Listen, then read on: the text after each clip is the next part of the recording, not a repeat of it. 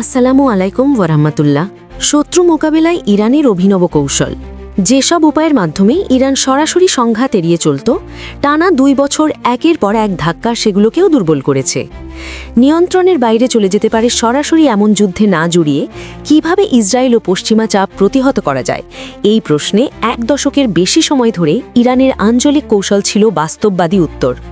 এর উত্তরে ইরান অংশীদার গড়ে তুলেছে এবং উত্তেজনা বাড়ানো বা না বাড়ানোর বিষয়টি ইচ্ছাকৃতভাবে অস্পষ্ট রেখেছে। তবে সেই কৌশল এখন ক্ষতিগ্রস্ত।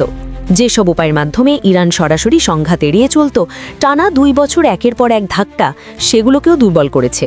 এই নতুন বাস্তবতায় ইরানের জন্য সবচেয়ে যুক্তিসঙ্গত স্বল্পমেয়াদী পথ আর চরমপন্থায় নেই, বরং দায় অন্যের কাঁধে চাপিয়ে দেওয়াই নিহিত হয়েছে। এই কৌশল অনুযায়ী যৌথ হুমকি মোকাবিলার খরচ অন্যদের বহন করতে দেয়া হয়, যারা নিজেদের কারণেই ক্রমে ইসরায়েলের মুখোমুখি হতে বাধ্য হচ্ছে। দায়ে অন্যের উপর চাপিয়ে দেওয়া মানে নিষ্ক্রিয় থাকা নয়, এটি একটি সচেতন সিদ্ধান্ত, যেখানে কেউ নিজে প্রধান প্রতিরোধকারী না হয়েই ধরে নেয় যে অন্যরা সামনে থেকেই সেই দায়িত্ব বহন করবে।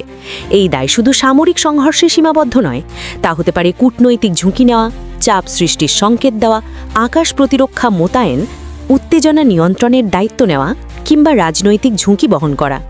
যুক্তিটা সহজ, যখন কৌশলগত পরিবেশ এমনভাবে বদলায় যে অন্যদের জন্য পদক্ষেপ নেওয়ার প্রণোদনা বেড়ে যায়, তখন নিজের শক্তি ও সম্পদ সংরক্ষণ করাই হয়ে ওঠে যুক্তিসঙ্গত। বহু বছর ধরে ইরানই মূলত ইসরায়েলকে নিয়ন্ত্রণে রাখার খরচ বহন করেছে।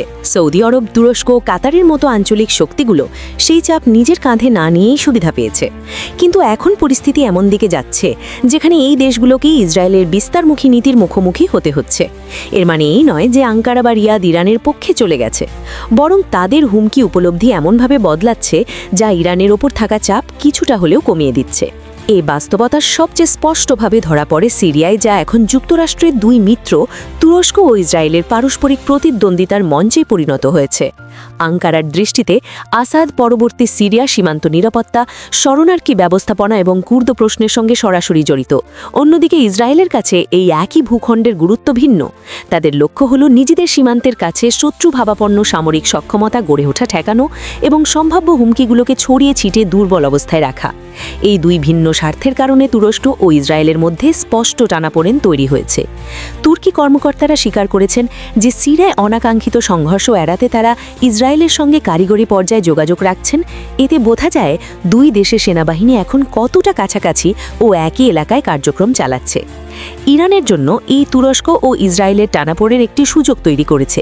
তুরস্ক যদি এমনিতেই ইসরায়েলের কার্যক্রম সীমিত করতে ও সিরিয়ার ভবিষ্যৎ গঠনের প্রভাব রাখতে সম্পদ ও শক্তি বিনিয়োগ করতে বাধ্য হয়, তাহলে তেহরান নিজেই সামনে না এসে ধৈর্যশীল পর্যবেক্ষকের ভূমিকায় থাকতে পারে। এর জন্য ইরান ও তুরস্কের মধ্যে কোনো আনুষ্ঠানিক সমঝোতার প্রয়োজন নেই। ভিডিওটি ভালো লাগলে অবশ্যই লাইক, কমেন্ট, সাবস্ক্রাইব করে দেবেন প্লিজ। আল্লাহ হাফেজ।